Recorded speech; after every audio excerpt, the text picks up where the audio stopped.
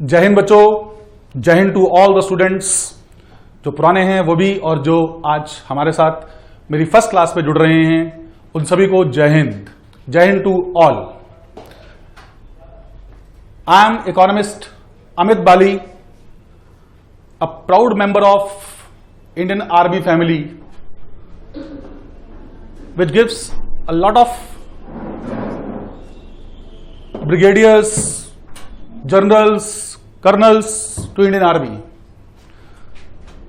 मौका मेरे पास भी आया, पर शायद भगवान ने मुझे वहां की बजाय यहां से देशभक्ति जगाने का एक नया अवसर दिया। सो आई स्टार्टेड टीचिंग इन 1992 ताकि बच्चों के साथ जुड़ के उन्हें भी कुछ बेहतर बनाने की कोशिश की जा सके। कहने को तो बेटा मुझे पढ़ाते हुए लगभग 28 साल हो गए, बट मैं आज भी आप ही की तरह इकोनॉमिक्स का एक स्टूडेंट हूं। जैसे आप इकोनॉमिक्स के स्टूडेंट हैं, मैं भी इकोनॉमिक्स का एक स्टूडेंट हूं। बस फर्क आप में और मुझ में मात्र इतना है कि आपका एक्सपीरियंस शायद 2 साल इकोनॉमिक्स पढ़ने का है और मेरा एक्सपीरियंस लगभग 30 साल इकोनॉमिक्स पढ़ने का, जानने का, उसे समझने का है। So let's share our experience together. हम अपने एक्सपीरियंस को एक दूसरे के साथ शेयर करते हैं। मैं अपना इस 30 साल का एक्सपीरियंस जो मैंने पढ़ा, जाना, समझा, आपके साथ शेयर करूंगा और बदले में आपसे यह भी चाहूंगा कि आपने भी जो पिछले 2 सालों में इकोनॉमिक्स पढ़ी है अपने अपने एरिया की बेहतरीन फैकल्टीज से, उनसे आपने जो भी सीखा है आप भी मेरे साथ वो शेयर करें, ताकि आने वाले 6 महीने के बाद जब आप सीए फाउंडेशन के एग्जाम को देने के बाद आगे बढ़ें तो आप गर्व से कह सकें कि हमारे पास इकोनॉमिक्स को समझने का, जानने का एक्सपीरियंस 30 साल के बराबर का हो गया। और मुझे भी इस बात का गर्व होना चाहिए कि मेरा भी एक्सपीरियंस इन बेहतरीन बच्चों को पढ़ाकर 30 से 31 साल का होने वाला है। और वो तभी पॉसिबल है जब हम आपस में एक दूसरे के साथ अपने इस बैच को इंटरेक्टिव रखेंगे बेटा। तो हमारा ये इंटरेक्टिव बैच होगा। हम आपस में एक दूसरे के साथ अपनी इकोनॉमिक्स की चर्चा को जारी रखेंगे। ये तो था मेरे बारे में। अब मैं आपसे बात करता हूं अपने इस सब्जेक्ट के बारे में, जो सब्जेक्ट मैं आपको पढ़ाने जा रहा हूं। इस सब्जेक्ट का नाम है बिजनेस इकोनॉमिक्स। इस सब्जेक्ट का नाम है बिजनेस इकोनॉमिक्स।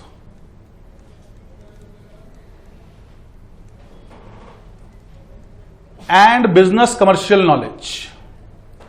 2 पार्ट्स में डिवाइडेड है। 60 नंबर की बिजनेस इकोनॉमिक्स, 40 मार्क्स का बिजनेस कमर्शियल नॉलेज। ये बिजनेस इकोनॉमिक्स क्या इकोनॉमिक्स ही है, प्रश्न मन में आ रहा होगा आपके।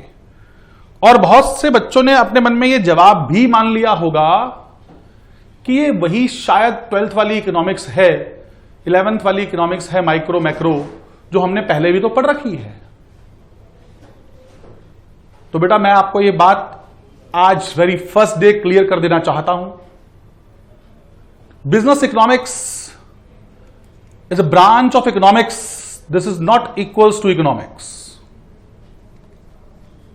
बिजनेस इकोनॉमिक्स इकोनॉमिक्स की ब्रांच है,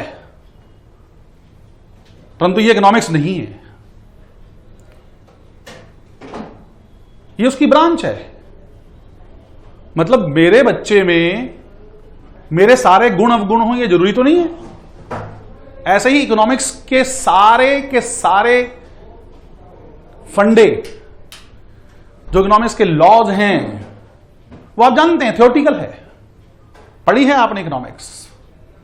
that was the theoretical subject. So economics theoretical subject था, है और रहने वाला है। परंतु बेटा सिर्फ थ्योरी पढ़ लेने से, उसका इस्तेमाल जीवन में ना कर पाने के कारण, या उसे जीवन में कैसे यूटिलाइज करें how to use that fundas of economics, laws of economics in practical. अगर हमें ये नहीं आएगा तो फिर हम उन नियमों का क्या फायदा समझें? भाई संजीव कपूर जैसे बड़े शेफ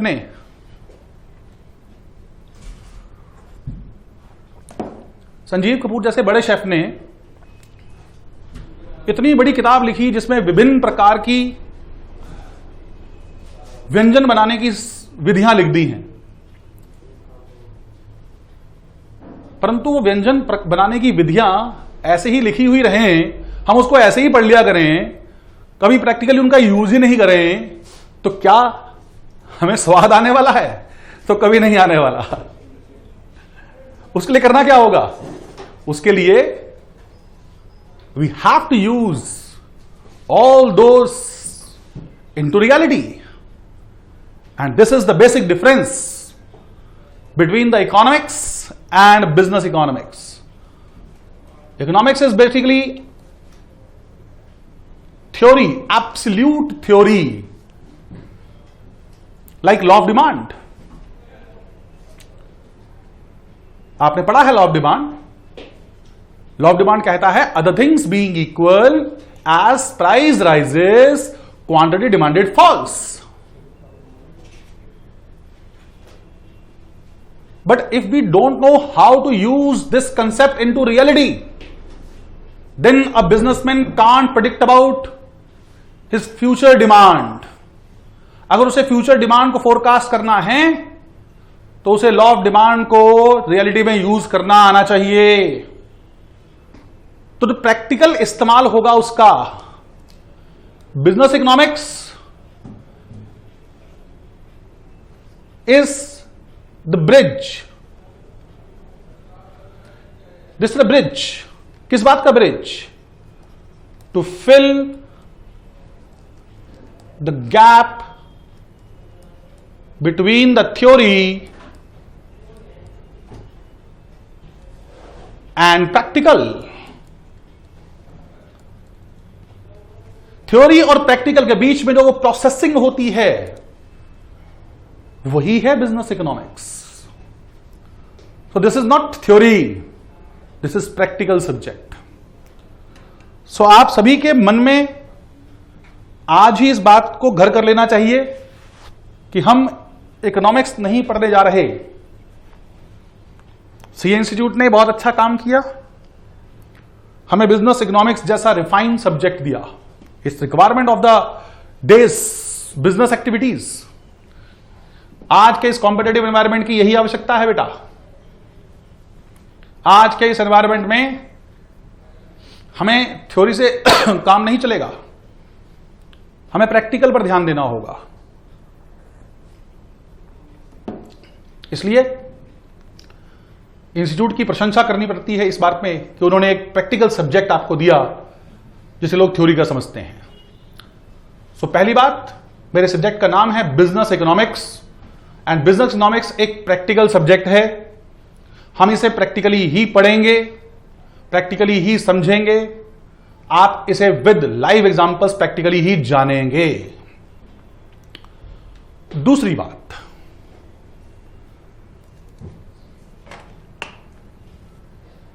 हमारा जो पेपर है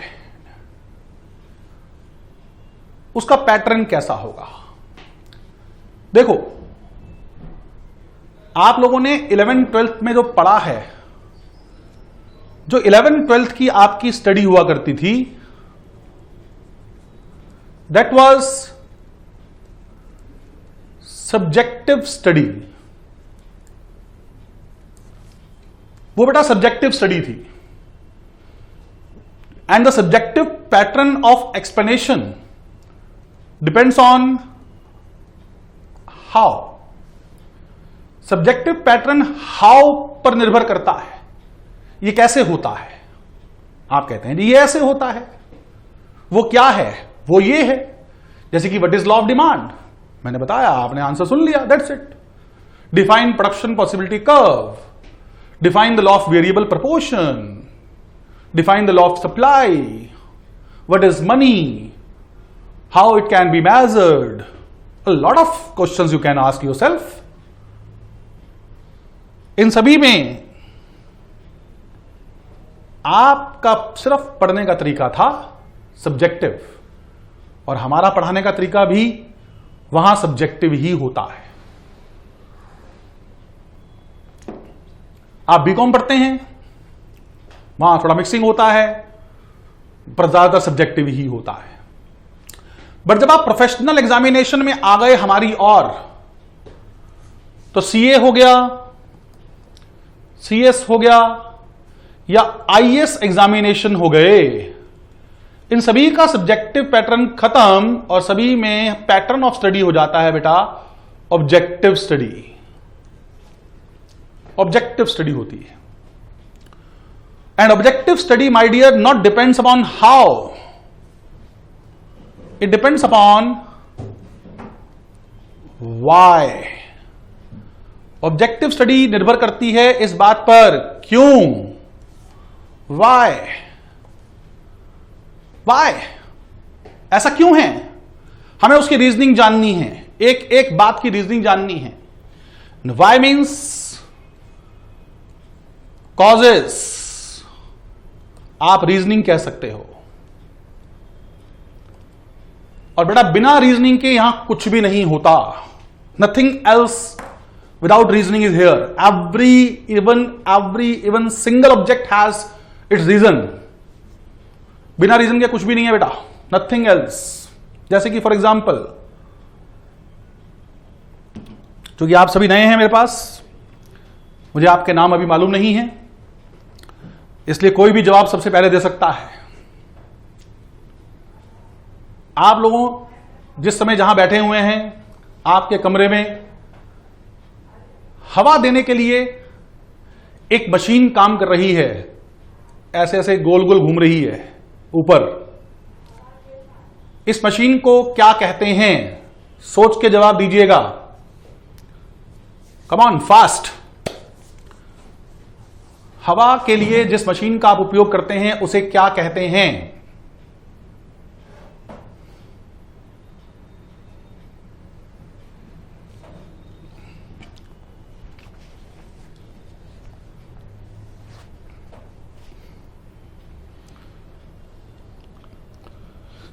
बेटा ऊपर एक बच्चा, हाँ, ये बच्चों ने लिया जवाब fan fan fan fan fan.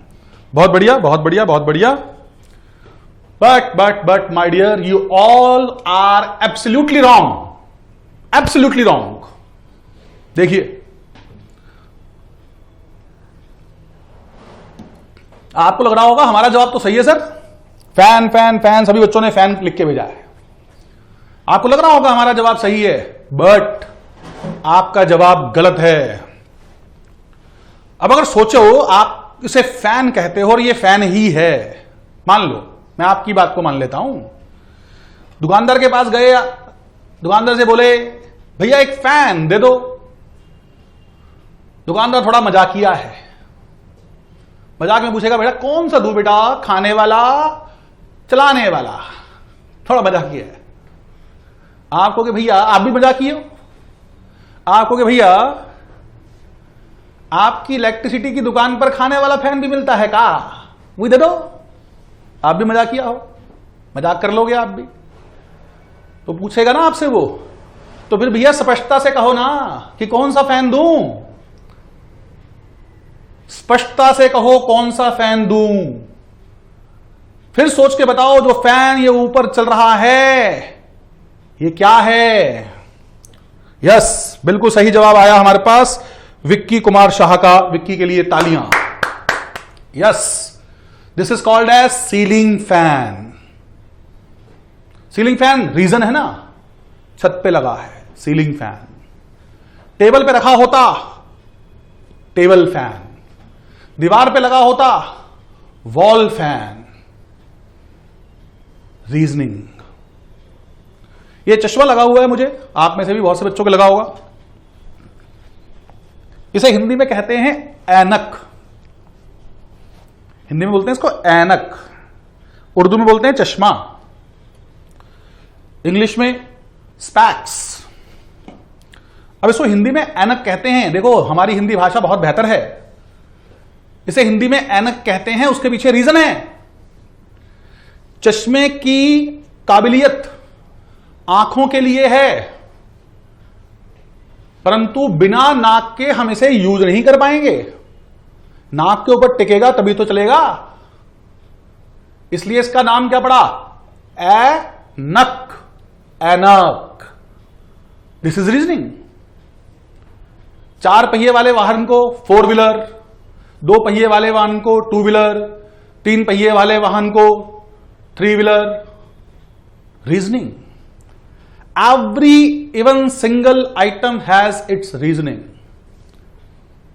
और बेटा रीजनिंग ही हमने यहां पढ़नी है। हमारा पैटर्न ऑफ स्टडी अब ऑब्जेक्टिव है। हमारे इस पैटर्न ऑफ स्टडी में हम सिर्फ रीजनिंग पर फोकस होंगे,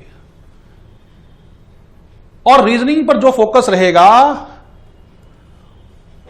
उसकी कंसेप्चुअल क्लैरिटी,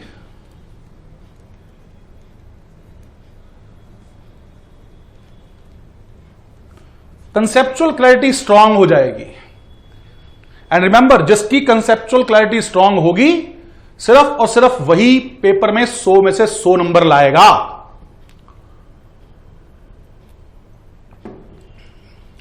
और हमें 100 में से एक भी कम नहीं चाहिए बेटा, 100 में से 100 चाहिए। उसके लिए आपका ध्यान सिर्फ एक बात पर होना चाहिए मुझे सुनते हुए, वाई, ये क्यों। मैं एक एक वर्ड का रीजन बताऊंगा आपको, एक एक वर्ड का रीजन बताऊंगा आपको। यदि कोई बात आप नहीं क्लियर कर पाओ पूछ लो। जिसका कंसेप्ट क्लियर उसके मार्क्स 100% श्योर। और बेटा रीजनिंग क्लियर हो, कंसेप्चुअल क्लैरिटी आपको आ जाए, उसकी एक बड़ी इंपॉर्टेंट कंडीशन है, और वो है understanding of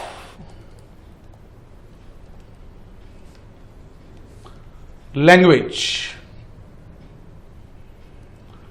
understanding of language, भाषा का समझ में आना।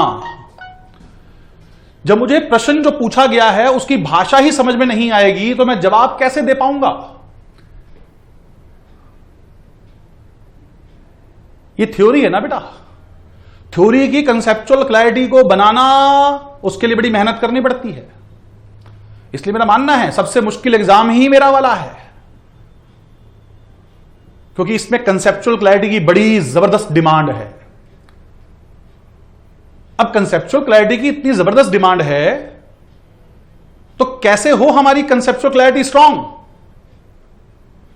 तो बेटा मैंने अपने एक्सपीरियंस से जाना वो सभी पॉसिबल है जब हमारा अंडरस्टैंडिंग लेवल ऑफ लैंग्वेज वो स्ट्रांग है।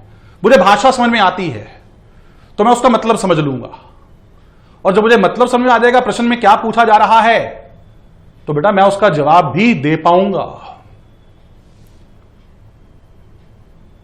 जैसे कि फॉर एग्जाम्पल अभी मैंने आपको लॉ ऑफ डिमांड बताया, सबसे पहले मैं वहां से पूछता हूं, फिर रिपीट कर देता हूं, सभी ध्यान से सुने, और फिर मेरे प्रश्न का जवाब भी एज सुन एज पॉसिबल दे दें। Law of demand states that other things being equal, as price rises, quantity demanded falls, and as price falls, quantity demanded rises. Law of demand कहता है अन्य बातें समान रहने पर, वस्तुओं की कीमत के बढ़ने पर उनकी खरीदी गई मात्राएं कम हो जाती हैं, और वस्तु की कीमत कम होने पर उसकी खरीदी गई मात्राएं बढ़ जाती हैं। This is law of demand. कैसे होता है आपने जान लिया कि भाई प्राइस बढ़ता है क्वांटिटी कम हो जाती है, प्राइस कम होता है क्वांटिटी बढ़ जाती है, ये तो जान लिया। ऐसा तो हमने 11-12 में पढ़ लिया। But now the question is why, why ऐसा क्यों होता है कि प्राइस बढ़ता है क्वांटिटी घट जाती है, ऐसा क्यों होता है? कोई भी बच्चा इस प्रश्न का जवाब दे सकता है, वाई।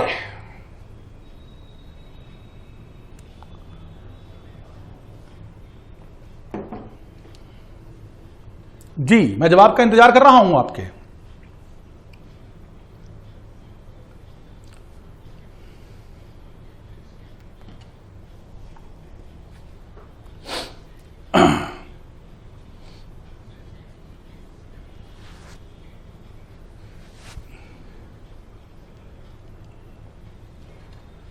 जी हां,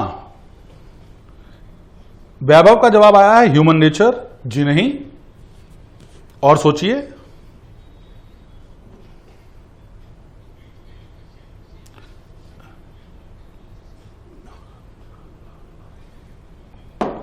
और सोचिए, ह्यूमन टेंडेंसी कह रहे हैं उत्कर्ष। जी नहीं, आप देख सकते हैं जब हम सब्जेक्टिव पढ़ रहे थे ऑब्जेक्टिव पर ध्यान ही नहीं था हमारा। अब ऑब्जेक्टिव पर ध्यान है, ऑब्जेक्टिव पर ध्यान होना चाहिए। पेपर में क्वेश्चन यही आएगा आपको, मान लो कि why there is inverse relationship between price and quantity demanded. क्यों प्राइस बढ़ता है, क्वांटिटी कम क्यों हो जाती है? तो बेटा प्राइस बढ़ने पर क्वांटिटी कम हो जाती है नहीं, करनी पड़ती है। हो जाती है नहीं, करनी पड़ती है। क्यों करनी पड़ती है? Because of fall in the real income. लिखा ना, other things being equal. Other things में कौन सी? वो सारे फैक्टर्स जो प्राइस के अलावा अफेक्ट करते हैं, उसमें एक फैक्टर कौन सा है? इनकम। तो इनकम समान रहेगी, प्राइस बढ़ेगा तो उस इनकम की परचेजिंग पावर कम हो जाएगी। अब आप पहले से कम ही ले पाओगे। आप लेना नहीं चाहते, आप ले पाओगे। तो प्राइस बढ़ने पर क्वांटिटी घट जाती है। क्यों? Because of fall in the real income, because of fall in the purchasing power of money, और आने वाले समय में पढ़ेंगे because of the fall in the utility of the product. वो भी पढ़ेंगे समय आने पर। यह रीजनिंग है। अब ये रीजनिंग बेटा हमारे अंडरस्टैंडिंग पर डिपेंड करती है, और अंडरस्टैंडिंग, एक बच्चे ने जवाब दिया है उदित ने, मार्जिनल यूटिलिटी के कारण। बेटा मार्जिनल यूटिलिटी के कारण कैसे, आपने ये बताया ही नहीं था। फिर भी ये प्रश्न का जवाब एक हद तक सही ही है आपका भी। अब लैंग्वेज हमारे को समझ में आए, उसके लिए मैं आपको एक छोटी सी कहानी सुना रहा हूं। जरा ध्यान देना कि कैसे मात्र एक कॉमा, सेमीकॉलम, क्वेश्चन मार्क, ब्रैकेट्स या लाइन एक सेंटेंस के अर्थ को अनर्थ कर सकती है। अनर्थ होता क्या है, पढ़ते हम क्या हैं, समझ में क्या आता है। एक एक छोटे छोटे से ये सभी प्रकार के सेमीकॉलम, कॉमा, ये सेंटेंस के भाव को बदल देते हैं। जैसे कि एक बार एक कवि बाजार से गुजर रहा था। अचानक हलवाई की दुकान पर गरम गरम जलेबियां बनती हुई देखी। उसका मन हुआ जलेबी खाने का। उसने कहा ठीक है जलेबी खाते हैं। हलवाई से जलेबी ली और बैठकर खाने लगा। अचानक उसने देखा कि एक कौवा उड़ता हुआ आया और हलवाई की दुकान पर जो दही का एक बड़ा सा पतीला पड़ा था, कौवे ने उस पतीले में अपनी चोंच मारी, दही को जूठा किया, थोड़ा दही खाया और फुर उड़ गया। हलवाई ने भी देखा। हलवाई को बहुत गुस्सा आया कि कौवे ने मेरा दही खराब किया। हलवाई ने फटाफट अपनी गद्दी से नीचे उतरा, एक मोटा सा पत्थर उठाया और निशाना लगाकर कौवे को दे मारा। पत्थर कौवे को लगा और बेचारा कौवा जमीन पर गिरकर मर गया। अब कवियों का हृदय बड़ा कोमल होता है। कवियों का हृदय बड़ा कोमल होता है।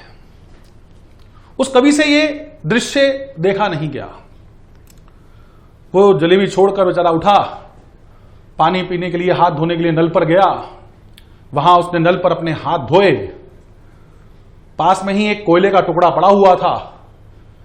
उसके मन में इस दृश्यांत का, एक व्यथा का एक भाव आया और उसने उस भाव को उस नल पर जो सामने दीवार थी, उस दीवार में लिखा। क्या लिखा?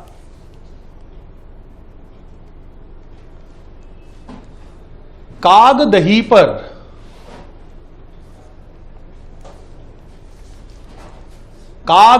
पर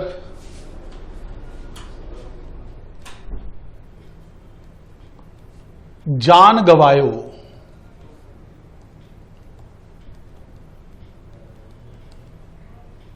काग मतलब कौआ, काग दही पर जान गवायो, कि भाई ये कौवे की जान बेचारे की एक दही के चक्कर में चली गई। ये चली रहा ठीक से?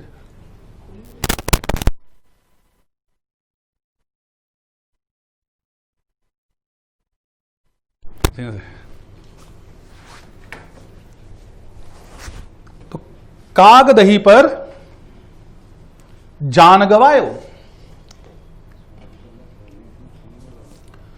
ये लिखकर वो कवि महोदय चले गए। कुछ देर के बाद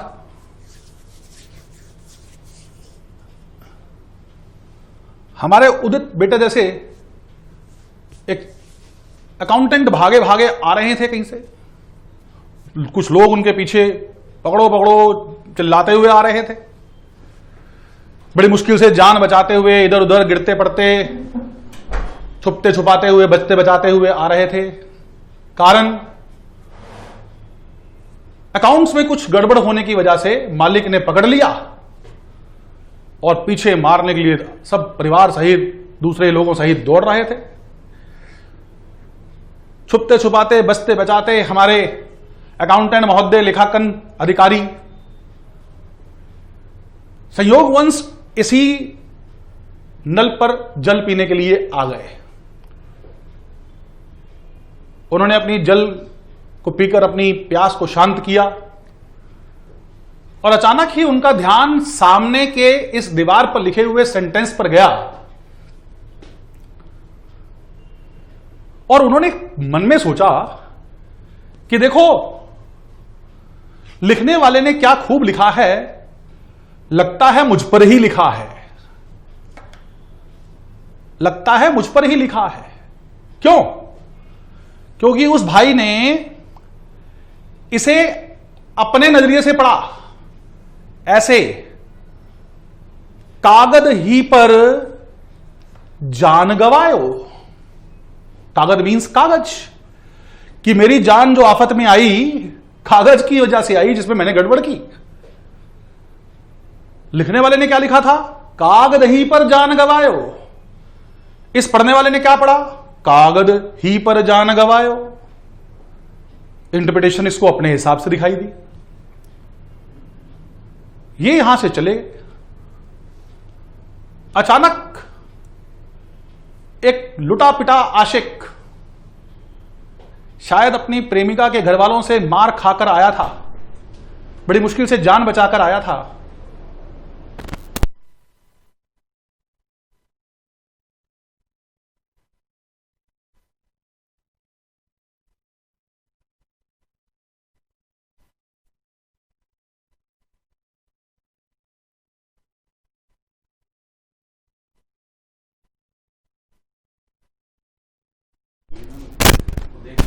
तो वो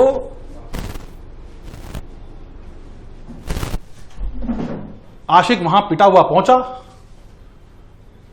इतनी दूर से भागा भागा बेचारा आ रहा था। प्यास लगी, पानी पिया। उसका भी ध्यान इसी सेंटेंस पर गया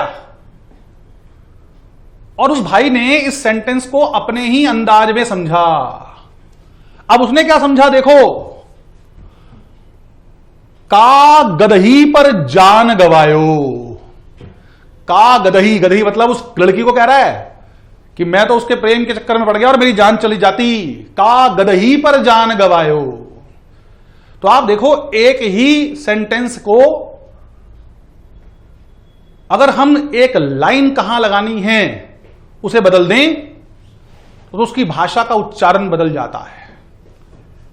और बेटा यही होती है लैंग्वेज ऑफ अंडरस्टैंडिंग। जिसकी लैंग्वेज ऑफ अंडरस्टैंडिंग स्ट्रांग, उसकी कंसेप्चुअल क्लैरिटी स्ट्रांग, और जिसकी कंसेप्चुअल क्लैरिटी स्ट्रांग उसकी रीजनिंग स्ट्रांग। और बेटा जिसकी रीजनिंग स्ट्रांग हो जाएगी फिर मेरे एग्जाम में उसके 100 में से 100 आने में कोई नहीं रोक सकता। तो आप सभी का ध्यान एक ही बात पर होना चाहिए, एंड दैट इज वाई। सिर्फ और सिर्फ वाई पर। हम जब पेपर बनाते हैं आपका, मैं अगर आपका सीए पेपर सेटर हूं, पेपर एग्जामिनर हूं, तो मैं पेपर में किस प्रकार के ऑब्जेक्टिव के क्वेश्चन रखूं यह जानना मुझे जरूरी है, क्योंकि मुझे टारगेट पता होगा तभी तो मैं हिट कर सकता हूं। जब मुझे टारगेट ही नहीं पता होगा तो मैं हिट क्या करूंगा बेटा। और हमें तो आर्मी में सिखाया यही जाता है, the result oriented, target based and progressive approach. जो भी काम करें टारगेट सेट करके करें, रिजल्ट ओरिएंटेड होना चाहिए और अप्रोच प्रोग्रेसिव, आगे बढ़ने की।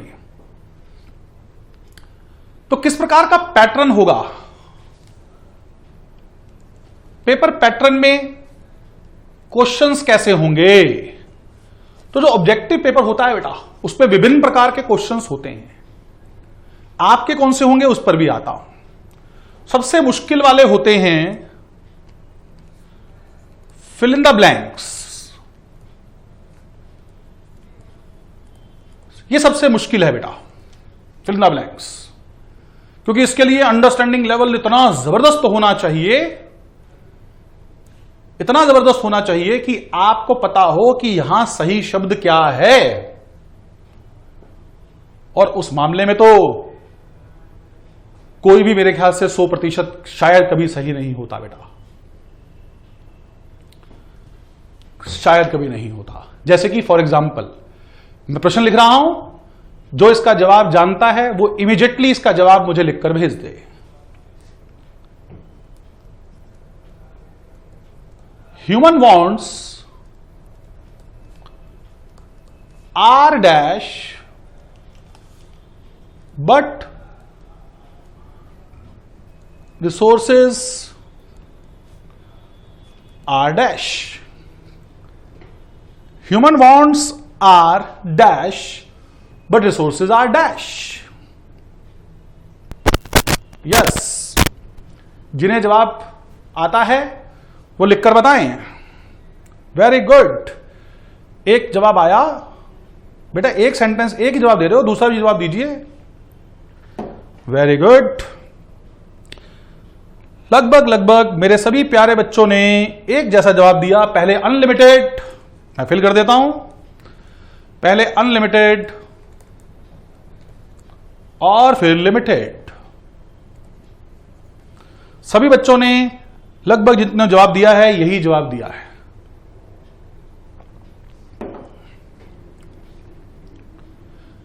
But my dear, this is wrong. देखा, यही तो बात है। यहां पर अंडरस्टैंडिंग बहुत जबरदस्त किस्म की चाहिए थी, और वहां हम थोड़ा सा चूक गए, और ये थोड़ा सा चूक जाने से ही हमारे नंबर गए। सही आंसर क्या था? ये सही है, unlimited is right answer. Human wants are unlimited, बिल्कुल right answer. But this is the wrong one. It is not limited, the actual word is scarce. क्योंकि फिल इन द ब्लैंक्स में सही शब्द ही तो रखना है। अब हो सकता है आपको लगता हो लिमिटेड और स्केयर्स का मतलब एक ही तो है सर। हाँ, तो नहीं मेरे बच्चों, ना ना ना ना। लिमिटेड और स्केयर्स, एक बच्ची ने लिखा है अभी। हाँ, लिमिटेड और स्केयर्स, ठीक है, वेरी गुड। लिमिटेड और स्केर्स एक नहीं होते बेटा। The word limited is basically absolute term and scarce is the relative term and economics is the relative language. मेरे पास 10 रुपए हैं मात्र, this is limited.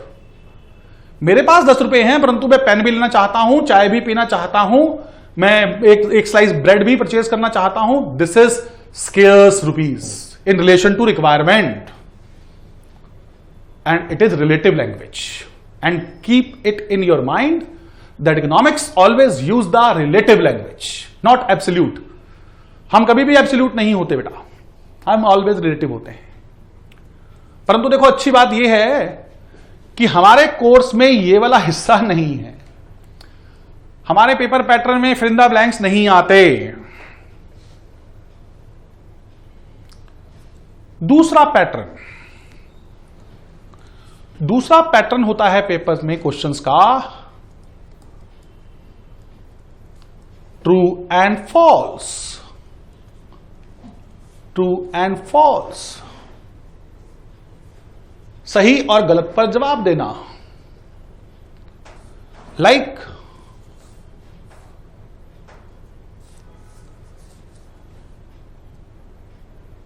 when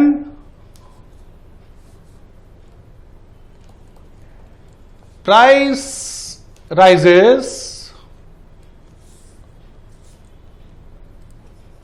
demand will always fall। बताइए ट्रू और false. when price rises, demand will always fall। ध्यान से पढ़िएगा फिर जवाब दीजिएगा।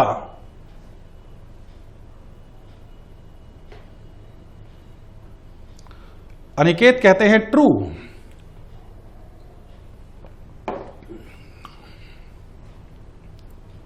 एक और ट्रू ट्रू ट्रू ट्रू।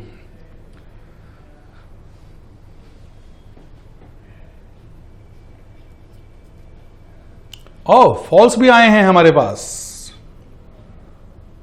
तो जवाब मिक्स हो गया, कुछ ट्रू आ गए कुछ फॉल्स हो गए। तो देख सकते हैं आप। फिर सही क्या है? तो सही है false. It's not true, it's false. क्यों? क्या लिखा मैंने? ऑलवेज। और अभी कहा हमारे यहां कोई रिजिडिटी नहीं होती। प्राइस बढ़ेगा क्वांटिटी हमेशा घटेगी? जी नहीं।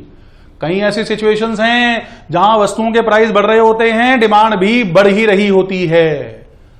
Exceptions to the law of demand, गिवन goods, conspicuous goods, prestigious goods, इन पर तो लॉ ऑफ डिमांड अप्लाई नहीं होता। आप सभी लॉ ऑफ डिमांड दिमाग में लेके चल रहे थे इसलिए ट्रू लिखा।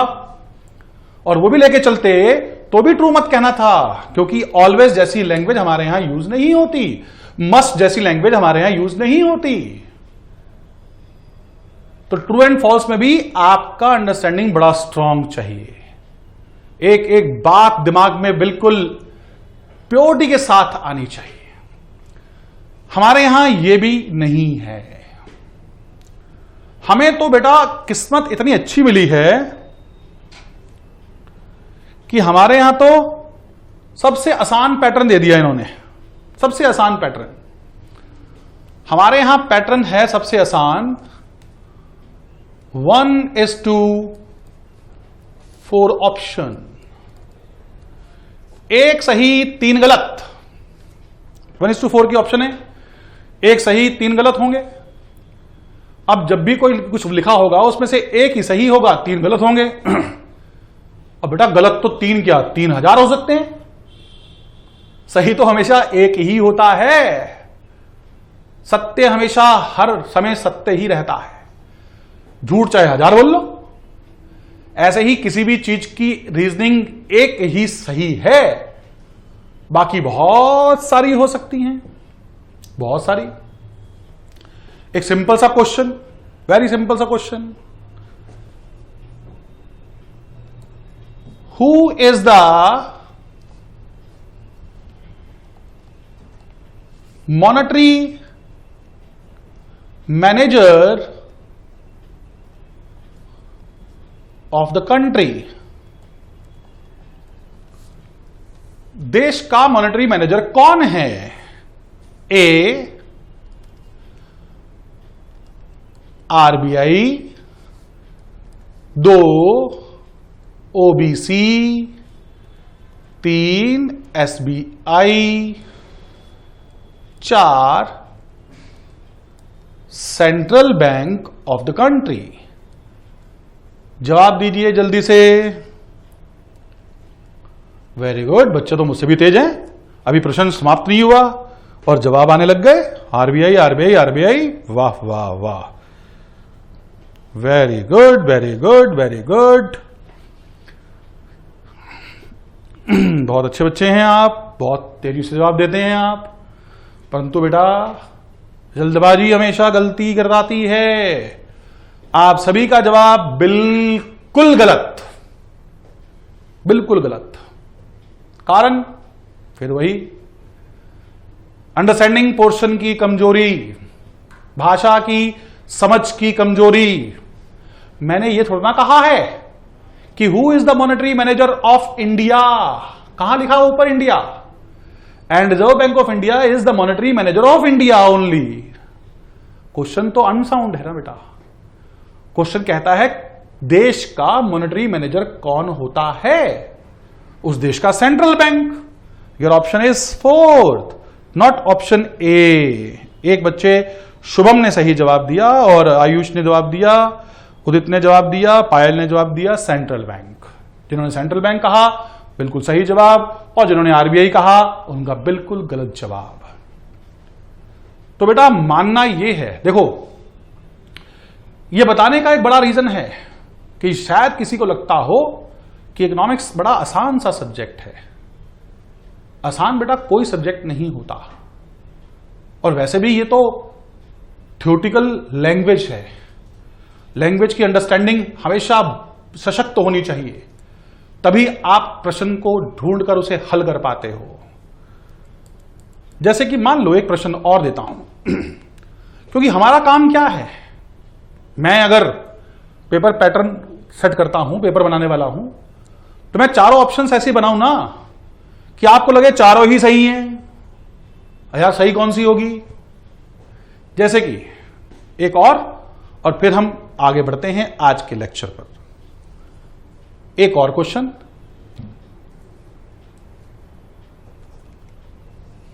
Find out the correct one of 2024। इसका सही मैच बताइए। Option A 2024, option B 2024, option C 20, और क्या आएगा इसके बाद भाई? बना लेते हैं एक ऑप्शन और, 20 और 24, और ऑप्शन 4 2024। चलिए जी, which one is the right answer? बिल्कुल फटाफट जवाब आ गया है। एक और बी।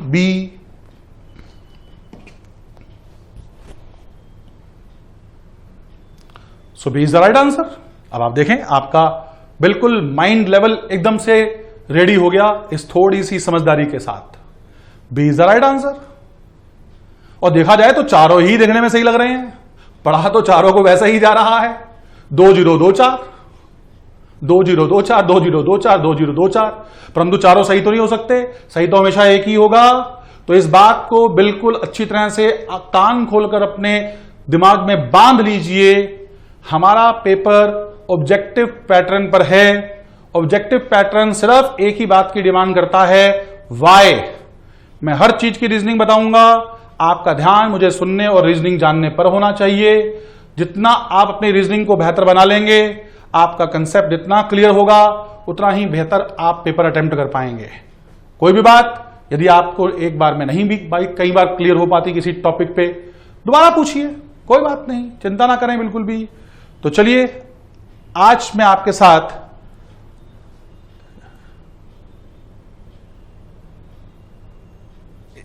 आज मैं आपके साथ अपना फर्स्ट चैप्टर इंट्रोडक्शन टू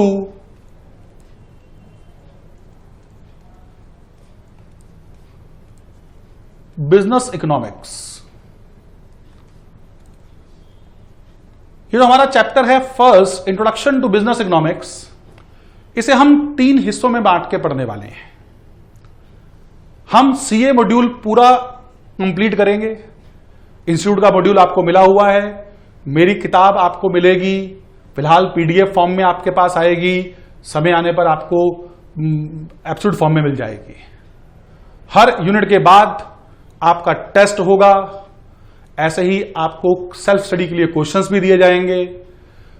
आपने मेरा मॉड्यूल पढ़ना है, उसे समझना है, जानना है, परंतु सीए का मॉड्यूल भी पूरा पढ़ना है, उसके भी क्वेश्चंस करने हैं, वो क्या लिखते हैं भाषा में उसे भी पढ़ना है, उनकी भाषा को भी जानना है। यदि उनकी भाषा में आपको कोई पॉइंट समझ में नहीं आए, आप मुझसे पूछिए, मैं बताऊंगा आपको, कोई चिंता नहीं है। आप कहीं से भी क्वेश्चंस लाएंगे, मैं आपको उसका जवाब भी दूंगा, किसी प्रकार की कोई चिंता नहीं है। आप हमेशा मेरे चेहरे पर ऐसे ही मुस्कुराहट पाएंगे। ये इंट्रोडक्शन टू बिजनेस इकोनॉमिक्स के यूनिट को हम 3 हिस्सों में बांटेंगे। हम जानेंगे भाई बिजनेस का मतलब क्या होता है, हम जानेंगे भाई इकोनॉमिक्स का मतलब क्या है, फिर हम इन दोनों को कंबाइंड करके बिजनेस इकोनॉमिक्स का मतलब समझेंगे। अब हमारे पास इनमें से इकोनॉमिक्स का मतलब क्या है, ये क्योंकि इकोनॉमिक्स से हम थोड़ा फेमिलियर हैं, वहां से शुरुआत करते हैं और फिर धीरे धीरे आगे बढ़ते हुए इस चैप्टर में अपनी स्टडीज को आगे जारी रखेंगे। तो चलिए, हमारे सबसे पहला वर्ड हमारे सामने आता है इकोनॉमिक्स। तो यहीं से शुरू करते हैं, इसी को पकड़ लेते हैं कि भाई ये शब्द कहां से आया, किसने बनाया, कब बनाया, बनाने वाले ने बनाया भी तो यही क्यों बनाया, कुछ और क्यों नहीं बनाया। बड़े सारे प्रश्न मन में आए जब हमने शब्द इकोनॉमिक्स सुना था कि भाई क्या है ये शब्द, कहां से आ गया, किसने बना दिया, क्यों बना दिया, यही क्यों बना दिया, कुछ और क्यों नहीं बना दिया। तो कहते हैं this word economics derived from the Greek letter. हमारे इकोनॉमिक्स की ज्यादातर आइडियोलॉजी ग्रीक से आई है बेटा, ज्यादातर हमारे यहां शब्द आए हैं ग्रीक से। यह आया है ग्रीक लेटर। एक बच्चा मेरा नंबर पूछ रहा है, बेटा बिल्कुल क्लास के एंड में आपको दे दिया जाएगा। इकोनॉमिक्स शब्द आया ग्रीक लेटर ओइकोनोमिया या ओइकोनोमिकोस।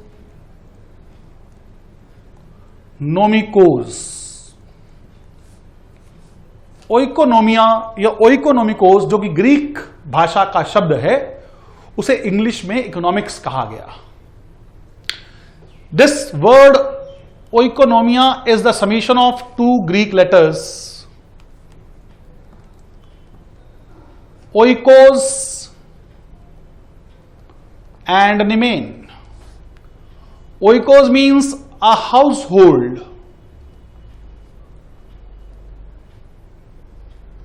Oikos means a household, a गृहस्थ। वो लोग जो घरों में रहते हैं उन्हें हाउस होल्ड्स, गृहस्थ कहा जाता है। Nemen means to manage. Nemen means to manage, manage. Oikos और निमेन इन दोनों को मिलाएंगे तो मतलब बन गया house hold management. House hold management. और ओइकोस और निमेन को मिलाया ओइकोनोमिया बना और उसे इंग्लिश में देखा गया तो उसे इकोनॉमिक्स कहा गया। अब मन में प्रश्न ये आ रहा है कि यह शब्द कब बना, किसने बनाया, कौन था वो विद्वान महान व्यक्ति जिसने हमें एक पूरा का पूरा शास्त्र दे दिया पढ़ने, समझने और जानने के लिए। पिछले 30 साल से मैं जानने की कोशिश कर रहा हूं, शायद इसके महासागर में से कुछ चंद बूंदें ही जान पाया हूं। आज भी लगता है कि बहुत कुछ सीखना बाकी है, बहुत कुछ।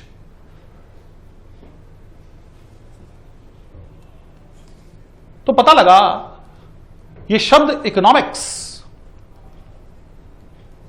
It was introduced in the year 1776 में आया था साहब, और बताने वाले व्यक्ति का नाम था प्रोफेसर एडम स्मिथ। यह ग्रंथ इन्होंने लिखा था, ऐसा हमने सुना पढ़ा जाना। And Adam Smith therefore regarded as the father of economics, इसलिए उन्हें फादर ऑफ इकोनॉमिक्स के नाम से नवाजा गया, उन्हें फादर ऑफ इकोनॉमिक्स कहा गया।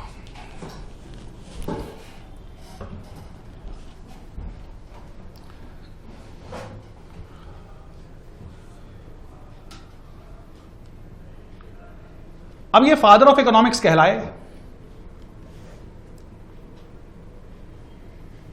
जब इन्होंने इकोनॉमिक्स शब्द बना दिया तो उसका अर्थ भी बताया। ऑब्वियस, शब्द बनाने वाले ये हैं तो समझाने वाले भी तो यही होंगे ना पहली बार। तो इन्होंने इस शब्द को समझाया, उसका अर्थ बताया, और क्या लिखा जरा भाषा पे ध्यान दीजिएगा। एडम स्मिथ कहते हैं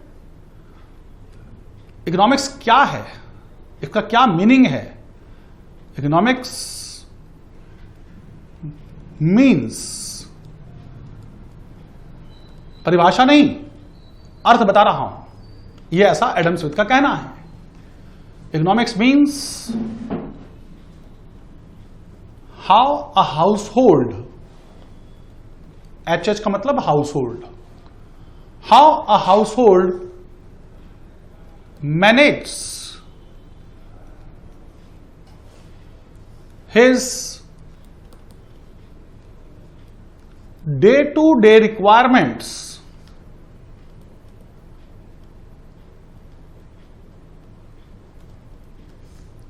with available limited resources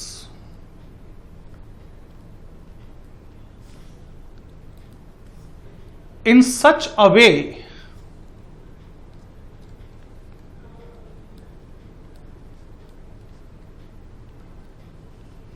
that he always get the maximum level of satisfaction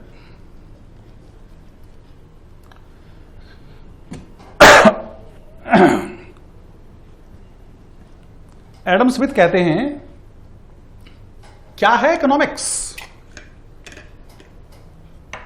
तो उन्होंने इसका अर्थ दिया कि भाई इकोनॉमिक्स का मतलब होता है कि कैसे हाउसहोल्ड्स अपनी रोजमर्रा की आवश्यकताओं को अपने पास उपलब्ध सीमित साधनों के साथ मैनेज करता है, एडजस्ट करता है, ताकि वो हर बार उनसे अपने सेटिस्फैक्शन को मैक्सिमाइज कर पाए। अगर ध्यान से हम इस अर्थ को जान रहे हैं तो उससे एक बात पहले तो यह क्लियर होती है कि भाई साधन कम हैं और हमारी आवश्यकताएं ज्यादा हैं, रिसोर्सेज लिमिटेड हैं, वांट्स अनलिमिटेड हैं। अब आप सोच रहे होंगे कि सर आप लिमिटेड वर्ड यूज क्यों कर रहे हो, स्केर्स यूज क्यों नहीं कर रहे। अगर आपके मन में यह प्रश्न नहीं आया तो आना चाहिए था। मन में हर बार वाय वाय वाय वाय रखो और पूछो, जितना पूछोगे इंटरैक्ट करोगे उतना सीखोगे और मुझे भी सिखाओगे। तो बेटा अभी आपके मन में प्रश्न नहीं आया, आगे से प्रश्न आए। तो मैंने लिमिटेड वर्ड क्यों लिखा, स्केर्स क्यों नहीं लिखा, तो कारण है अभी स्केर्स शब्द का जन्म ही नहीं हुआ। इस समय काल में लिमिटेड शब्द का ही उपयोग हुआ। स्केर्स शब्द तो लगभग इससे 150-200 साल, 150-200 साल के बाद आएगा, अभी दूर है। अगर एक तरफ हमारी इच्छाएं असीमित हैं और दूसरी तरफ उन्हें पूरा करने के साधन हमारे पास सीमित हैं, तो यदि हमारे पास साधन भी बढ़ जाएं और बढ़ जाएं, रिसोर्सेज और बढ़ जाएं, तो हम और ज्यादा इच्छाओं को संतुष्ट कर पाएंगे। तो this meaning of economics as claimed by Adam Smith first focused on creation of wealth. Resources are part of wealth. Resources wealth का हिस्सा होते हैं। उनका बड़ा सिंपल सा मानना था कि जितनी वेल्थ ज्यादा उतना हमारा स्टेटस भी ज्यादा। जितनी वेल्थ ज्यादा उतना हमारा स्टेटस भी ज्यादा। तो क्रिएशन ऑफ वेल्थ, और साथ ही साथ इस पूरे मीनिंग के अंदर एक बड़ी इंपॉर्टेंट बात समझ में आई कि इकोनॉमिक्स क्या कहती है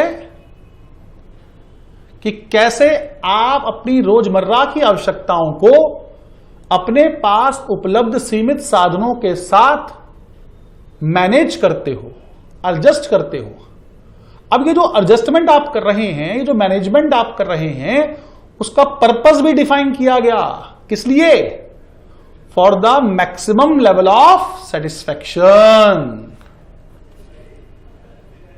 means this meaning of economics firstly focused on creation of wealth and also focused on secondly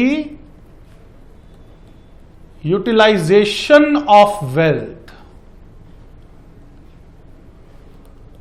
Utilization of wealth, wealth को utilize करना किस लिए? For maximum level of satisfaction, to maximize the level of satisfaction. मैं यहां एक बात आपको clear कर देना चाहूं। उत्कर्ष पूछ रहे हैं कि सर स्केर्स में और लिमिटेड में क्या अंतर होता है? Very good question. मैं फिर बता देता हूं, एक बार मैंने इसका जवाब पहले भी दिया था। लिमिटेड शब्द एब्सोल्यूट टर्म है और स्केर्स शब्द रिलेटिव टर्म है। इन रिलेशन टू रिक्वायरमेंट जब रिसोर्सेस कम होते हैं तभी उन्हें स्केर्स कहा जाता है, और जब इटसेल्फ रिसोर्सेस की बात की जाती है मात्र, तो वहां लिमिटेड का उपयोग किया जाता है। Now come to the point. हमारा मीनिंग कहता है कैसे हाउस होल्ड्स अपनी रोजमर्रा की इच्छाओं को, आवश्यकताओं को अपने पास उपलब्ध सीमित साधनों के साथ एडजस्ट करते हैं ताकि उन्हें मिले मैक्सिमम लेवल ऑफ सेटिस्फैक्शन। यहां मैं आपको मैक्सिमम लेवल ऑफ सेटिस्फैक्शन और सेटिस्फैक्शन के बीच का अंतर भी बताना चाहूंगा।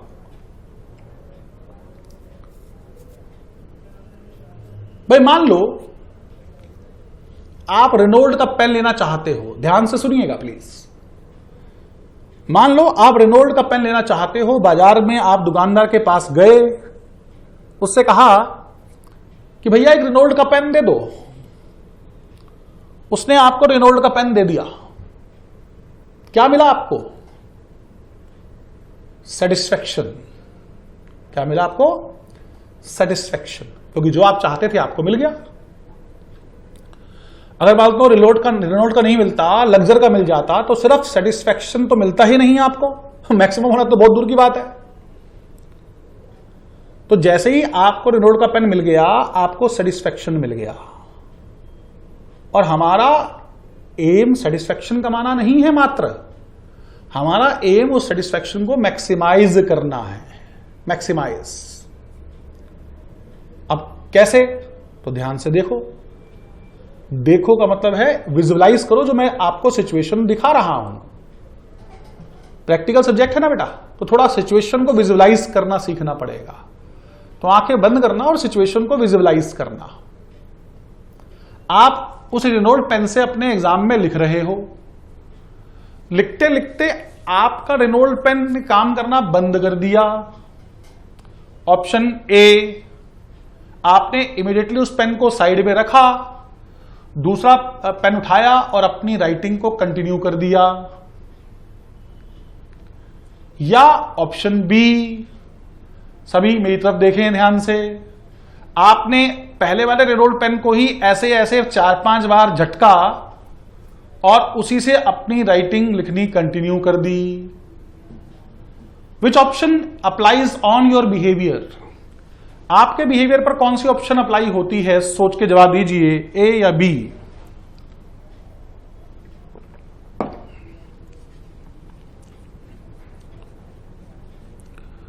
उत्कर्ष बिल्कुल बताऊंगा आपको, रुक जाइए अभी।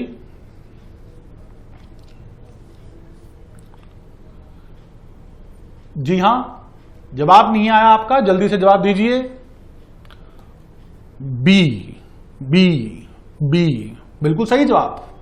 You are a rational human being, आप रैशनल हैं, आपने सही जवाब दिया बी। आप सभी के लिए तालियां। ये जो ऐसे ऐसे झटक के आपने उसी पेन से 15-20 शब्द और लिख लिए होंगे, that gives you what? The maximum level of satisfaction. ये होता है मैक्सिमम लेवल ऑफ सेटिस्फैक्शन। हमारे आसपास हजारों एग्जाम्पल हैं बेटा, हमारे घरों में ढूंढेंगे एक, मिलेंगे हजार। एक और ले लेते हैं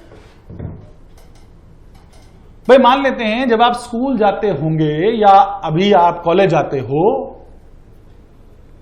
सुबह सुबह का समय है, आपकी मम्मी आपके लिए ब्रेकफास्ट बना रही हैं, परांठी ऊपर रखी हुई है, आधी पक चुकी है, यहां आपकी कॉलेज की बस आने का टाइम भी लगभग हो चुका है, थोड़ी देर में बस भी आ जाएगी आपकी। अचानक गैस खत्म। ऑप्शन ए, आपकी मदर उस सिलेंडर को निकालेंगी, नया सिलेंडर लगाएंगी और आपको चपाती बनाकर देने की कोशिश करेंगी। या ऑप्शन बी,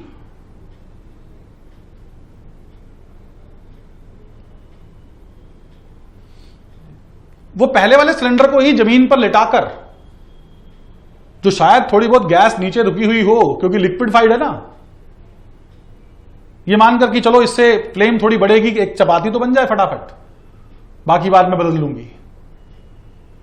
तो कौन सी ऑप्शन आपकी मदर के बिहेवियर पर काम करेगी? ऑप्शन ए या ऑप्शन बी?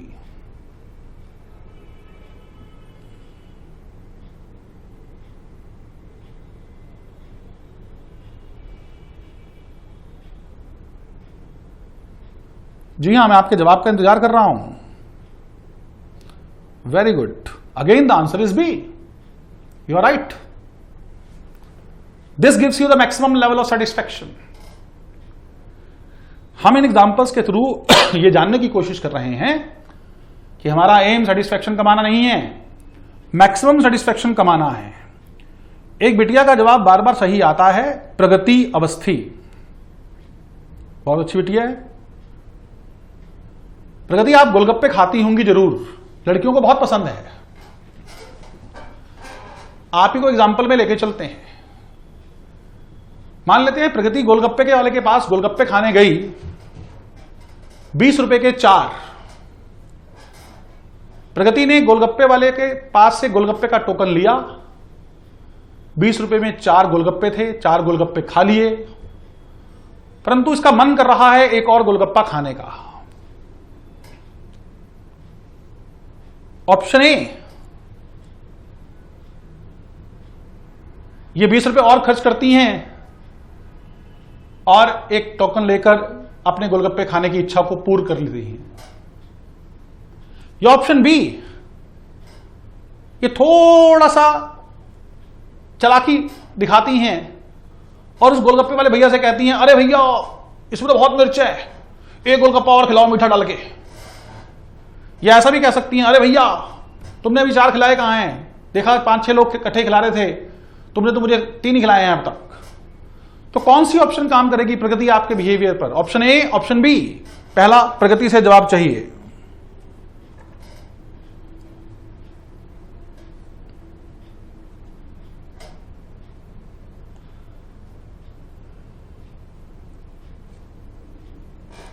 बाकी जवाब दे रहे हैं प्रगति कहां रह गई है, लगता है गोलगप्पे एंजॉय कर रही हैं।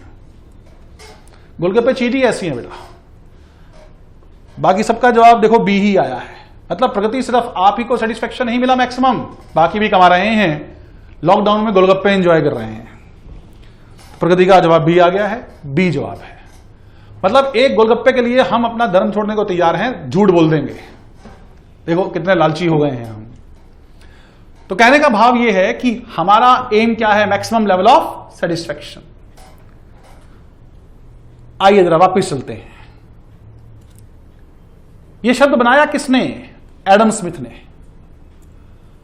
मैंने भी ऐसा ही पढ़ा था, परंतु मन में एक प्रश्न आया मेरे कि अगर एडम स्मिथ ने बनाया होता,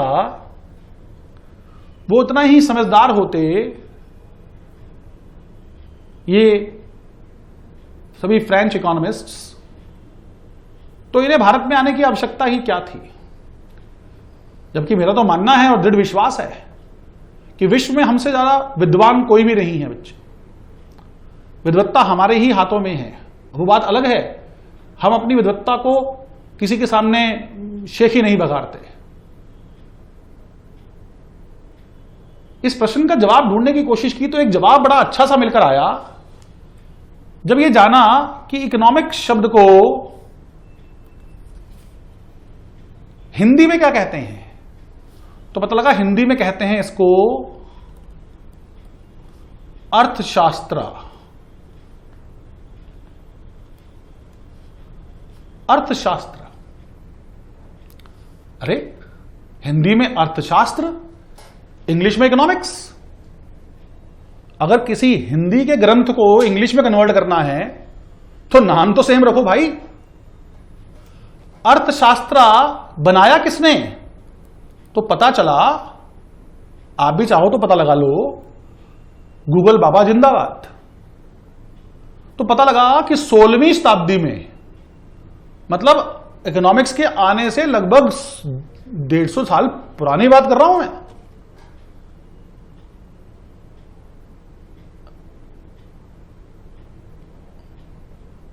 अर्थशास्त्र बनाया किसने? तो हमारे देश के महान विद्वान ने, जिनका नाम था चाणक्य। चाणक्य उनके पिता का नाम था, इसलिए उन्हें चाणक्य कहा गया। कौटिल्य उनका गोत्र था, इसलिए उन्हें कौटिल्य भी कहा गया। एक्चुअल नाम था विष्णु। मगध, जिस पर नंदों ने 16 नंदों ने लगभग 200 साल राज किया, उन नंदों को उनके राज से हटाकर अपने शिष्य चंद्रगुप्त मौर्य को उन्होंने राजा बनाया। और मैं कई बार ये कहावत सुनता हूं, जो जीता वही सिकंदर। तो मुझे बड़ी हैरानी होती है कि ऐसा क्यों कहा गया, जबकि शायद कहने वाले ने अपनी तरफ से सही ही कहा हो। परंतु सिकंदर भी आखिरी लड़ाई हारा, चंद्रगुप्त मौर्य से हारा, और हार कर ही वापस गया, तभी रास्ते में बीमारी में मारा गया। चाहे उसने आधा विश्व जीता होगा, परंतु चंद्रगुप्त मौर्य अपने जीवन काल में कभी भी नहीं हारा। तो फिर हमें ये कहना चाहिए ना, जो जीता वो चंद्रगुप्त, क्योंकि वो कभी नहीं हारे। चाणक्य ने एक पब्लिक पॉलिसी लिखी।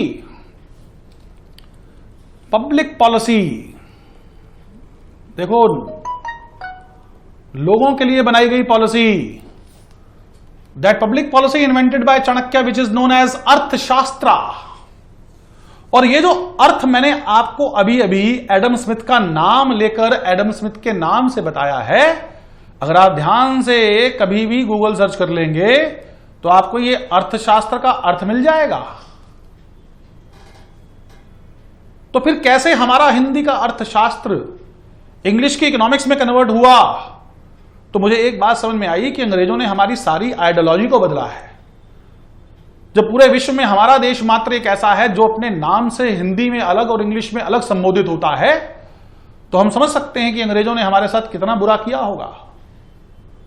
आप किसी भी देश के नाम को उठा के देख सकते हैं, सब एक समान हैं। चाइना चाइना है, पाकिस्तान पाकिस्तान है, जर्मन जो है जर्मन ही है, एक भारत ही ऐसा है जो भारत से इंडिया हो गया। फिर तो ऐसा हो गया कि मेरे एक मित्र हैं सुंदरलाल त्रिपाठी, मैं उन्हें कह दूं भाई साहब अपना नाम जरा इंग्लिश में लिखो, तो आप तो हंस हंस के लोटपोट हो जाएंगे अगर वो अपना नाम इंग्लिश में लिख दें। उनका नाम तो इंग्लिश में बन जाएगा red underwear, beautiful underwear, Sundarlal Tripathi, beautiful red underwear. मतलब ये तो कन्वर्सेशन ही बिल्कुल गड़बड़ हो जाएगी।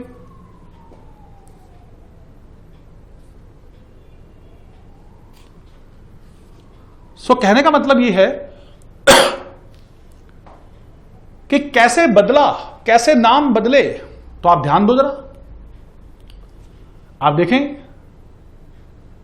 इस पूरे मीनिंग में बड़ी इंपॉर्टेंट चीज क्या है, एक हाउसहोल्ड और एक मैनेजमेंट। देखो मैं समाप्त की तरफ जा रहा हूं इस टॉपिक को। इस पूरे मीनिंग में हाउसहोल्ड की मैनेजमेंट पर बात हुई है, और जब इन्होंने हाउसहोल्ड की मैनेजमेंट को अपनी भाषा में ढूंढा तो हाउसहोल्ड मिला ओइकोज में और निमेन मिला मैनेजमेंट में। दोनों को जोड़ दिया तो बन गया ओइकोनोमिया, और उसे इंग्लिश में देखा तो कहलाया economics. And this is the way the अर्थशास्त्र invented by Chanakya in 16th century, later on known as economics by Adam Smith. But चूंकि उसे प्रेजेंट किया, उसे लोगों के सामने लेकर आए, पूरे विश्व को एक महान ग्रंथ दिया प्रोफेसर एडम स्मिथ साहब ने, इसलिए हम कहते हैं he is the father of economics, क्योंकि हम तक ये बात उन्होंने पहुंचाई, इसलिए उन्हें फादर ऑफ इकोनॉमिक्स कहा गया।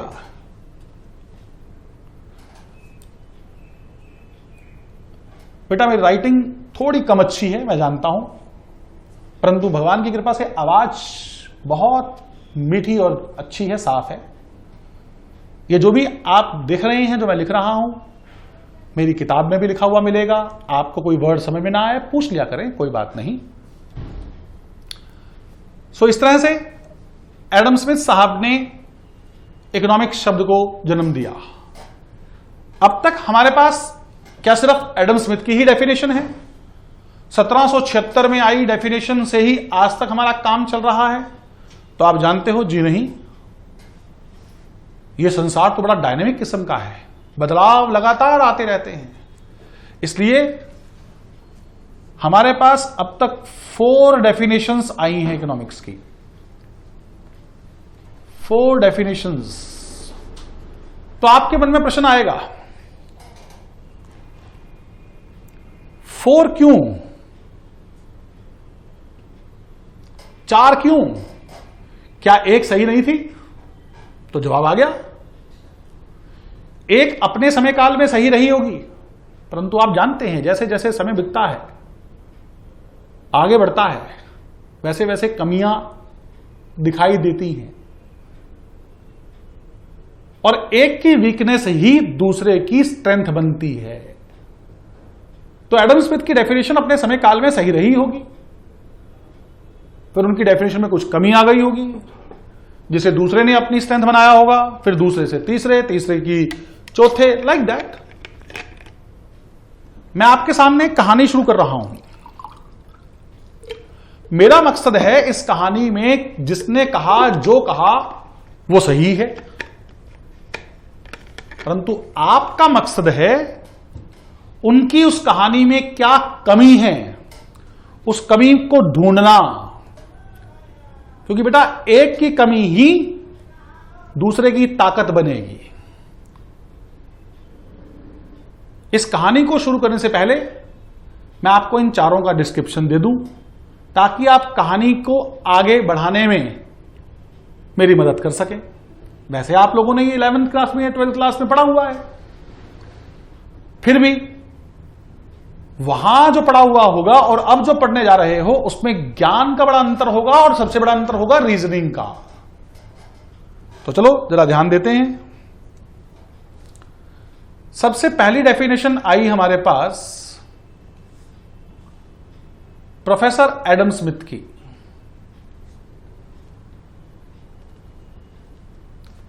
इन the year 1776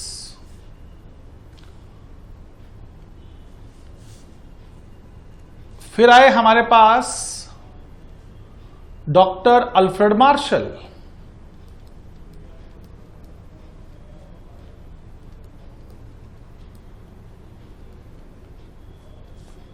in the year 1891। फिर आए हमारे पास प्रोफेसर लायनल रॉबिन्स।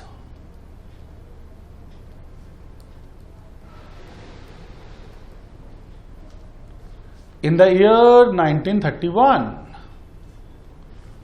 और अल्टीमेटली हमारे साथ आए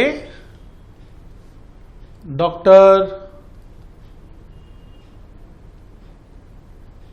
Paul A Samuelson.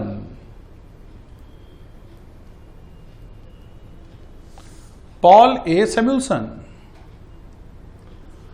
In the year 1948।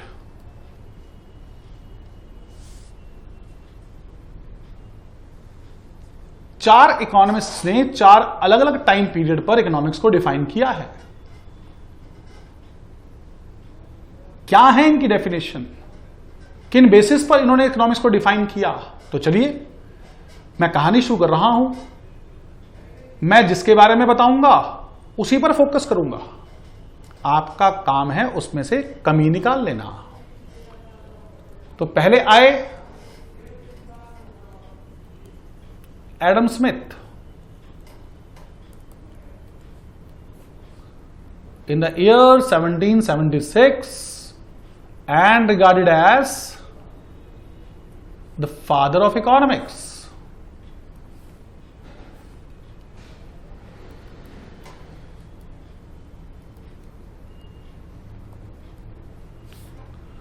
और इन्होंने अपनी डेफिनेशन का बेस बनाया वेल्थ को।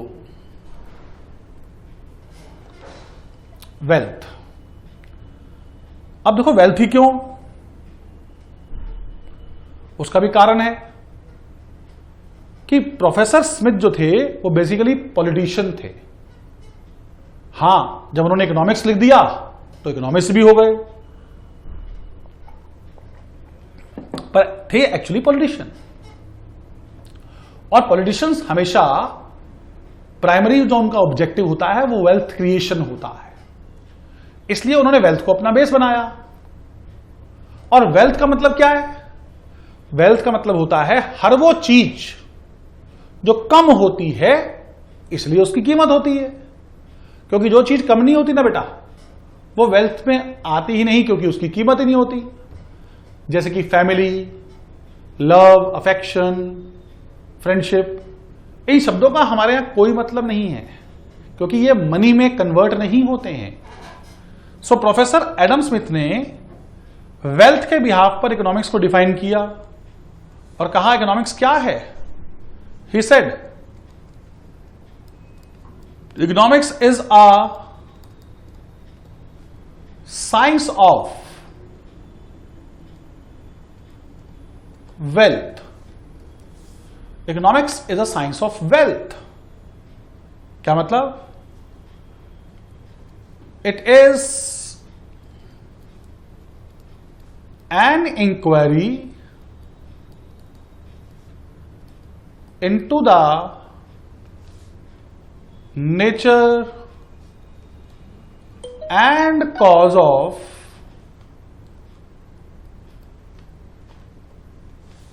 wealth of a nation. It is an inquiry into the nature and cause of wealth of a nation. Economics is a science of wealth. ये wealth की science है। ये जांच पड़ताल करती है किसी भी नेशन के पास उपलब्ध वेल्थ की प्रकृति और उसके कारणों की, कि किसी भी इकोनॉमी के पास जो भी अवेलेबल वेल्थ है, उस समय के काल में माना जाता था वेल्थ में दो चीजें शामिल हैं, आर्मी और एग्रीकल्चरल प्रोडक्शन। आर्मी और एग्रीकल्चरल प्रोडक्शन। और जिस भी देश का जितना वेल्थ ज्यादा, मीन्स जिसका आर्मी का बेस ज्यादा, जिसके पास एग्रीकल्चर प्रोडक्शन ज्यादा, उस इकोनॉमी का स्टेटस भी उतना ज्यादा, that would be more developed economy at that time. इसीलिए एडम स्मिथ साहब का डेफिनेशन का फोकस देखिए किस बात पर है, सिर्फ इसी बात पर है ना, creation of wealth only. Adam Smith साहब ने अपनी डेफिनेशन में एक ही बात पर फोकस रखा कि इकोनॉमिक्स वो साइंस है जो इस बात की जांच पड़ताल करती है कि कैसे एक नेशन के पास जो अवेलेबल वेल्थ है उसकी प्रकृति क्या है, उसके कारण क्या है, ताकि उसे और बढ़ाया जा सके, और वो जितनी बढ़ेगी उतना इकोनॉमी का स्टेटस भी बढ़ेगा। अब इनकी इस डेफिनेशन में एक कमी है, क्या है वो? तो बेटा इनकी इस डेफिनेशन में कमी क्या है? एक पहली बात, इन्होंने वेल्थ में सिर्फ उसी को तो शामिल किया जिसकी मनी वैल्यू है, मेटलिस्टिक आइटम्स, नॉन मेटलिस्टिक आइटम्स को तो शामिल ही नहीं किया। नॉन मेटलिस्टिक आइटम्स जैसे कि लव, अफेक्शन, फैमिली इत्यादि, इस पर तो बात ही नहीं करी, इग्नोर कर दिया इसको। और दूसरा, इन्होंने एक बड़ी इंपॉर्टेंट और बात कही है अपनी इस डेफिनेशन में, and that is creation only. Utilisation of wealth को तो भूल गए, यूटिलाइजेशन ऑफ वेल्थ उसको तो इन्होंने इग्नोर कर दिया, इग्नोर। तो इनकी इस डेफिनेशन में हमें ये दो कमियां मिलती हैं, एक नॉन मेटलिस्टिक आइटम्स को इंक्लूड नहीं किया गया, और दो यूटिलाइजेशन ऑफ वेल्थ के बारे में नहीं बताया गया। इसी कमियों को अपना बेस बनाया हमारे दूसरे इकोनॉमिस्ट ने, जिनका नाम था प्रोफेसर अल्फ्रेड मार्शल। आप डॉक्टर कहिए, प्रोफेसर कहिए, ये दोनों ही थे, Alfred Marshall.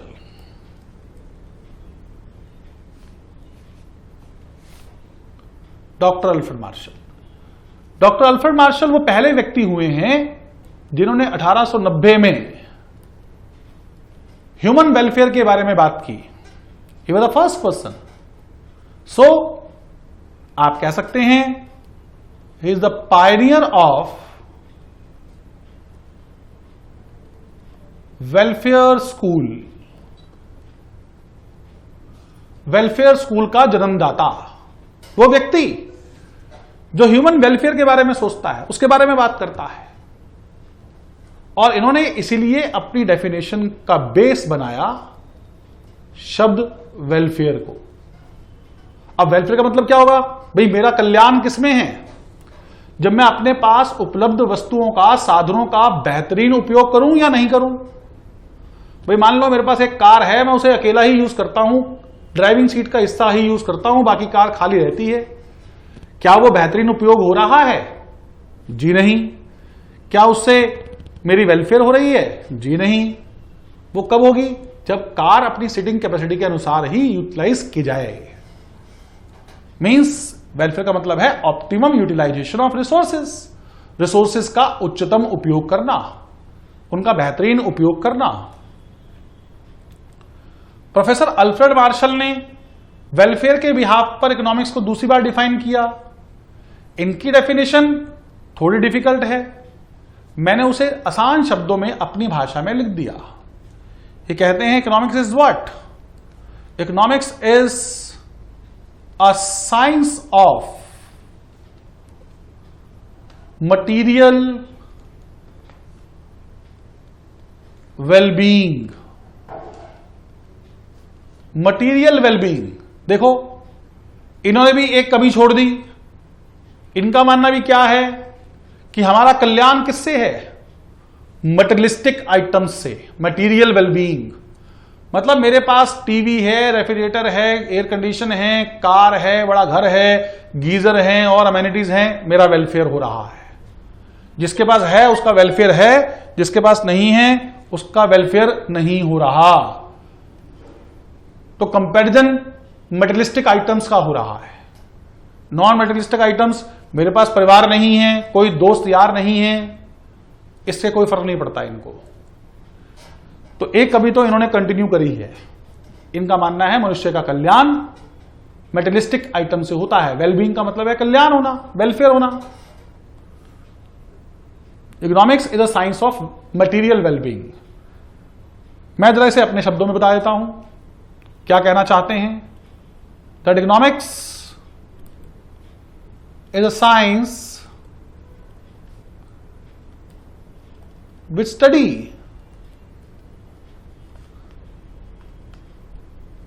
how human beings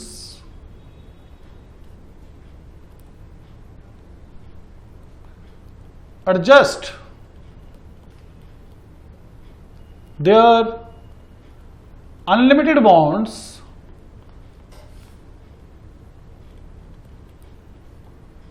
with limited wealth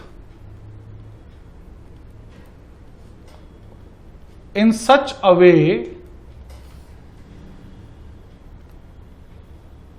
that they always get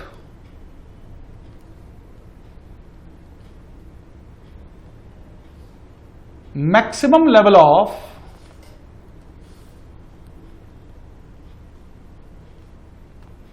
satisfaction।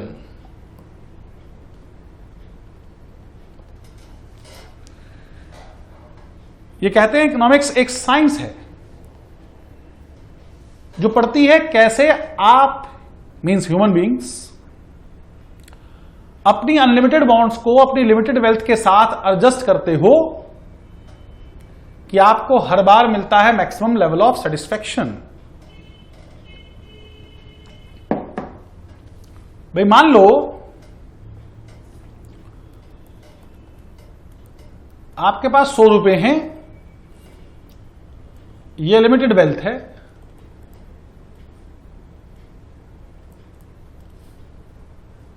जिससे आप अपने लिए एक शर्ट लेना चाहते हो, एक बढ़िया सी बुक लेना चाहते हो, या कैफे कॉफी डे में अपने फ्रेंड के साथ कॉफी पीना चाहते हो, मैकडी में जाके आप अपने दोस्तों के साथ एक बर्गर भी खाना चाहते हो। ये सभी आपकी अनलिमिटेड बॉन्ड्स हैं।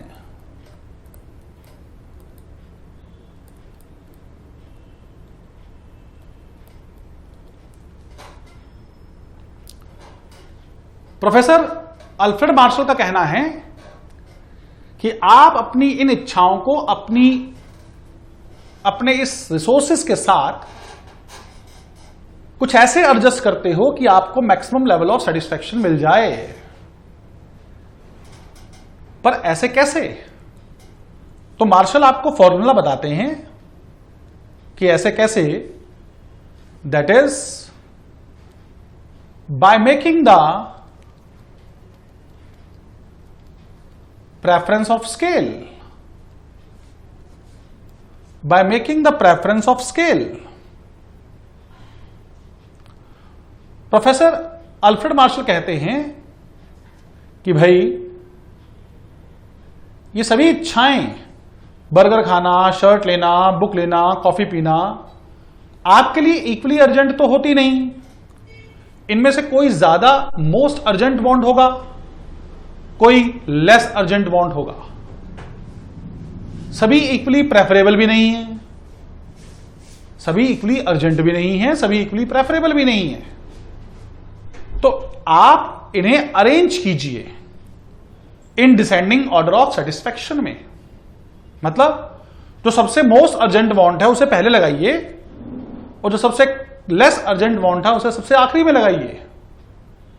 और इस तरह से आप अपना प्रेफरेंस ऑफ स्केल बनाइए। तो बना लेते हैं। भाई मान लेते हैं मुझे सबसे पहले शर्ट चाहिए, भाषा पे ध्यान, नहीं मिला तो, शर्ट नहीं मिला तो मैं मैकडी में जाके बर्गर खा लूंगा,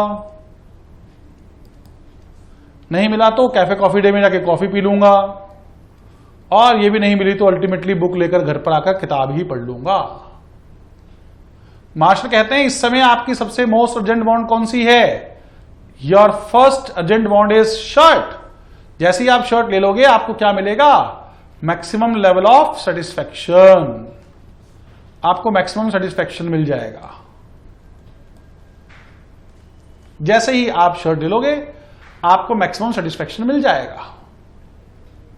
एंड दिस इज अ वे, यही तरीका होता है, हम अपने सेटिस्फैक्शन को ऐसे ही मैक्सिमाइज करते हैं प्रेफरेंस ऑफ स्केल बनाकर। परंतु इनकी डेफिनेशन में भी एक कमी रह गई। एक तो पुरानी ही है, इमैटेरियल थिंग्स को ये भी इग्नोर कर गए, और दूसरा इनका मैक्सिमम सेटिस्फैक्शन कमाने का जो ये फॉर्मूला है प्रेफरेंस ऑफ स्केल बनाना, क्या वाक्य में इन रियलिटी भी वो कारगर है? और प्रश्न तो यह भी मन में आ गया कि प्रेफरेंस ऑफ स्केल बनाना ही क्यों पड़ा, उसकी आवश्यकता ही क्यों है? और यदि घूमकर एक बार वापस जाएं कंज्यूमर के पास और उससे पूछें कि भाई कंज्यूमर क्या वाक्य में तू सेटिस्फाई हो गया है इस फॉर्मूले से कि आप लेना तो शर्ट, कॉफी, बर्गर और बुक सभी चाहते हैं, परंतु सिर्फ शर्ट मिल जाने पर ही आपको मिल जाएगा मैक्सिमम लेवल ऑफ सेटिस्फैक्शन, क्या यह वाक्य में पॉसिबल है? तो जी नहीं, ऐसा तो नहीं होता। मुझे मैक्सिमम सेटिस्फैक्शन कब मिलेगा? सिर्फ तभी मिलेगा ना जब मैं ये सभी चीजें ले लूंगा, क्योंकि मैं तो सभी लेना चाहता हूं। परंतु मार्शल के फॉर्मूले में मैं सिर्फ एक ले पाऊंगा, बाकी तीनों को मुझे छोड़ना पड़ेगा। छोड़ना पड़ेगा, मैं छोड़ना चाहता नहीं हूं, नेवर रेडी टू सैक्रिफाइस, परंतु करना पड़ेगा। और करना क्यों पड़ा? तो हमारे तीसरे इकोनॉमिस्ट आए, professor Lionel Robins.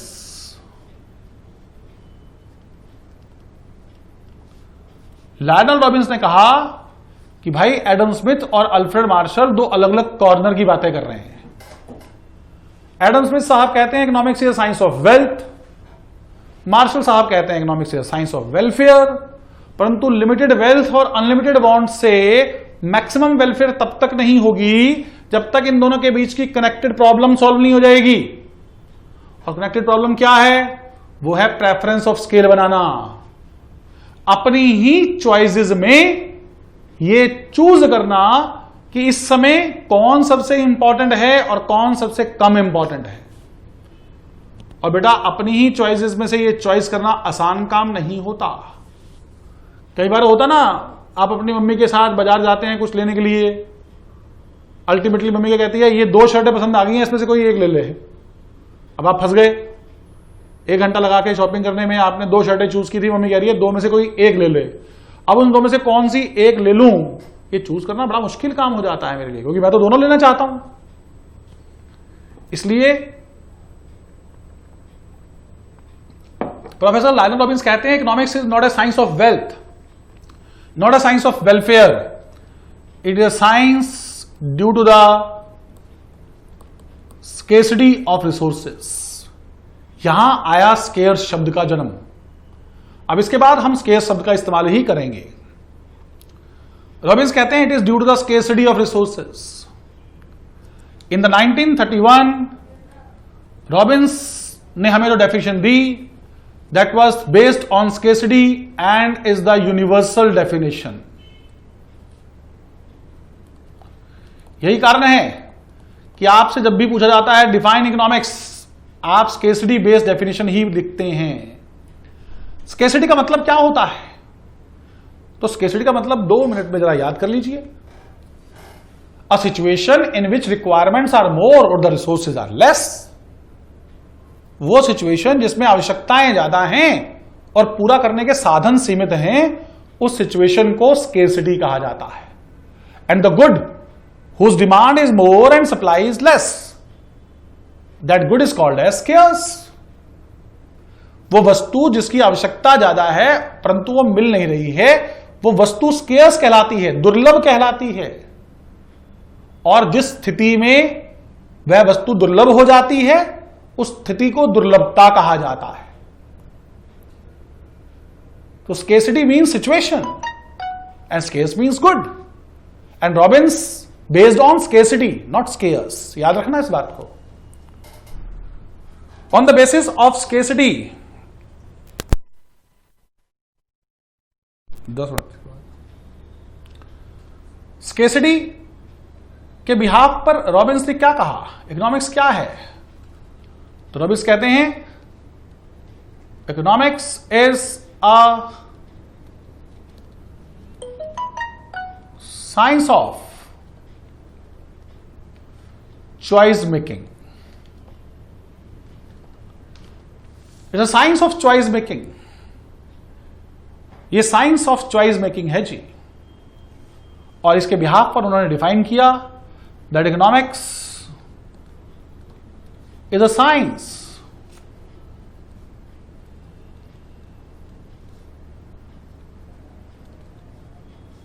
which study about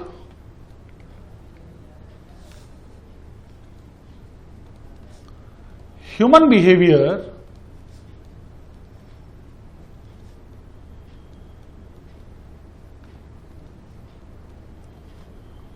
as a relationship between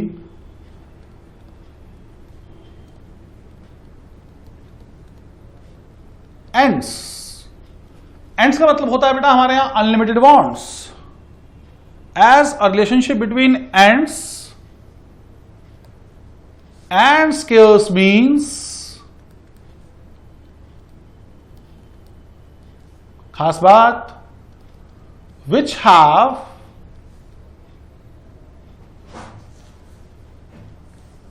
alternative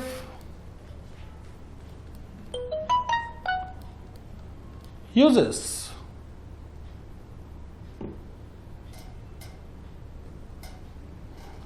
which have alternative uses।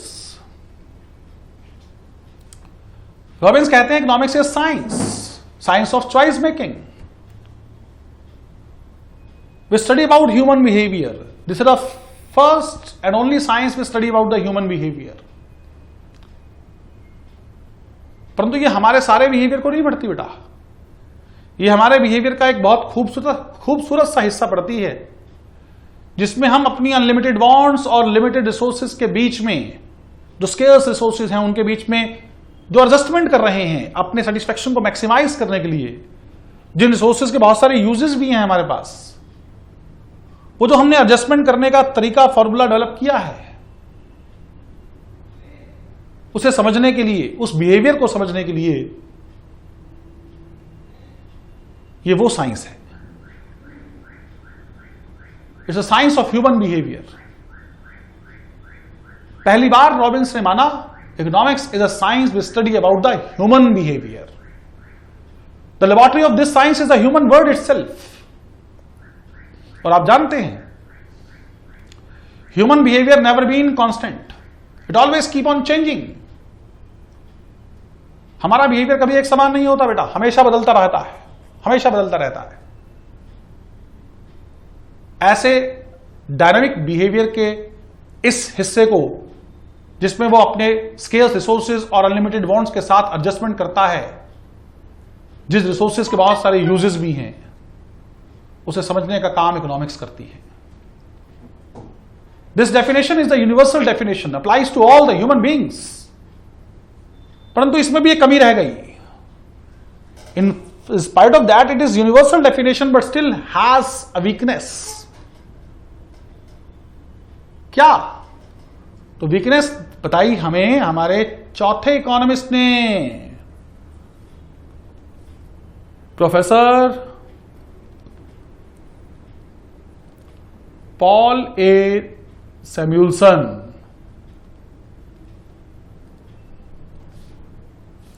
Professor Paul A Samuelson.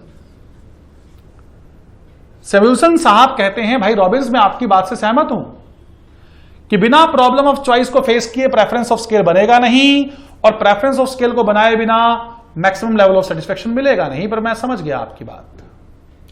परंतु एक बार जरा ध्यान से सोचो और फिर कंज्यूमर से पूछो कि क्या उसको सिर्फ अभी मैक्सिमम लेवल ऑफ सेटिस्फेक्शन चाहिए, आज ही चाहिए, या उसको मैक्सिमम लेवल ऑफ सेटिस्फेक्शन आज भी चाहिए और कल भी चाहिए और फ्यूचर में भी चाहिए? तो बेटा जवाब आया, हमें तो आज भी चाहिए, कल भी चाहिए, भविष्य में भी चाहिए। सो प्रोफेसर सैमुअल्सन ने 1948 में इकोनॉमिक्स को नए रूप में दिखाया। उन्होंने कहा इकोनॉमिक्स क्या है, और डेफिनेशन का बेस बनाया ग्रोथ एंड डेवलपमेंट। और इन्होंने कहा कि इकोनॉमिक्स क्या है? Economics is a science of dynamic growth and development. Dynamic growth and development economics science है जो लगातार बदलने वाले ग्रोथ और डेवलपमेंट के प्रोसेस को समझती है। लगातार बदलने वाला स्वभाव। प्रोफेसर सैमुअल्सन की भाषा को मैं थोड़ा आसान करके बताता हूं। क्या मतलब? Economics is a science we study that how human beings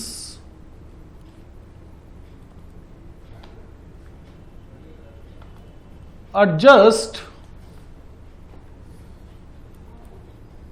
their scarce means with unlimited wants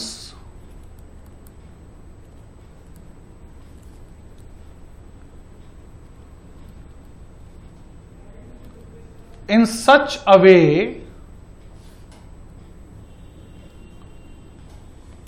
that they not only get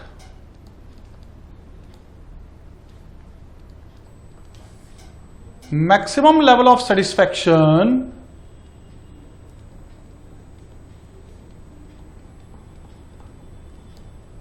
today, but in future also.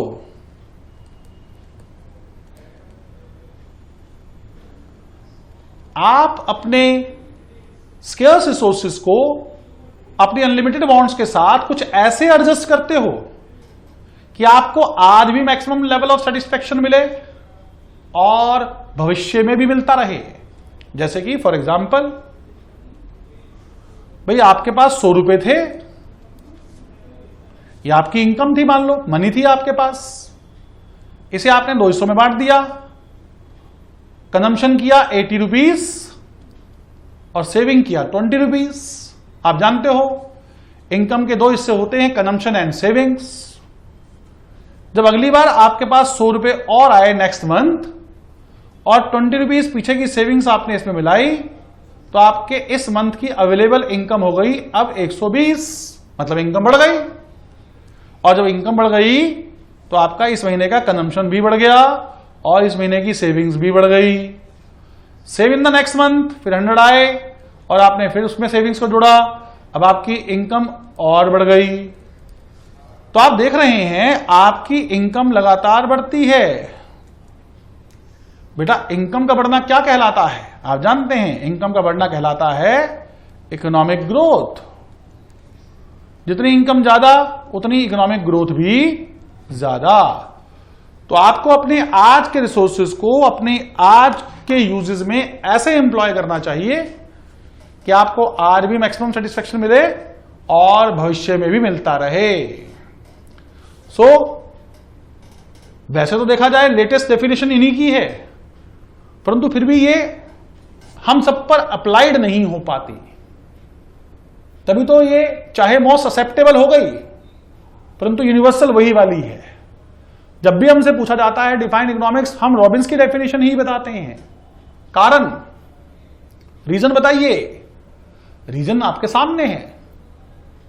आज का मैक्सिमम सेटिस्फेक्शन कमाना ये तो हर व्यक्ति का एम है, परंतु कल को भी मिल जाए उसके लिए बचा लें आज में से। ऐसा बचत कर पाना वो सभी के लेवल ऑफ इनकम पर निर्भर करता है। इसलिए बचत का बिहेवियर सभी का नहीं हो पाता। भारत जैसे विशाल जनसंख्या वाले देश में, जहां गरीबों की जनसंख्या इतनी ज्यादा है कि कहा भी जाता है 1/3 poor population of the world live in India, every third poor person in the world is an Indian. अगर हम सारे गरीबों को अलग कर दें तो विश्व का तीसरा सबसे बड़ा देश बन जाएगा। तो ऐसी स्थिति में वो लोग अपनी रोज की आवश्यकताएं पूरी हो जाएं इस पर लगे हुए हैं। कल क्या होगा इस बारे में तो वो कैसे बचा पाएंगे। तो भविष्य की सोच रखना हर एक व्यक्ति के लिए नहीं हो पाता।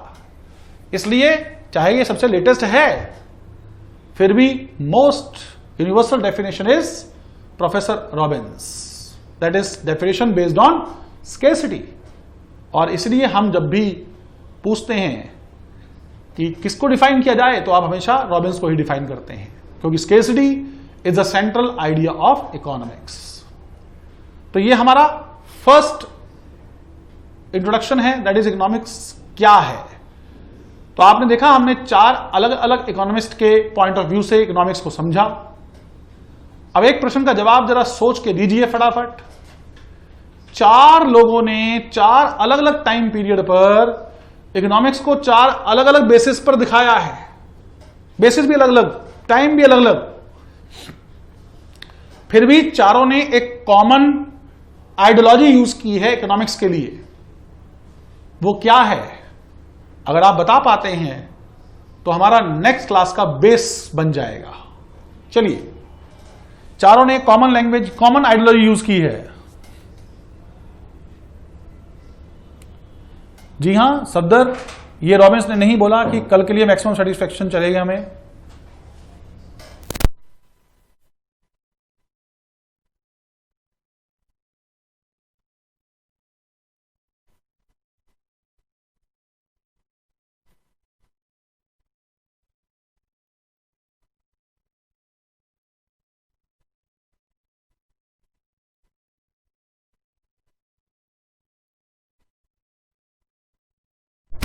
जी हां, सब बच्चों के जवाब आने शुरू हो गए।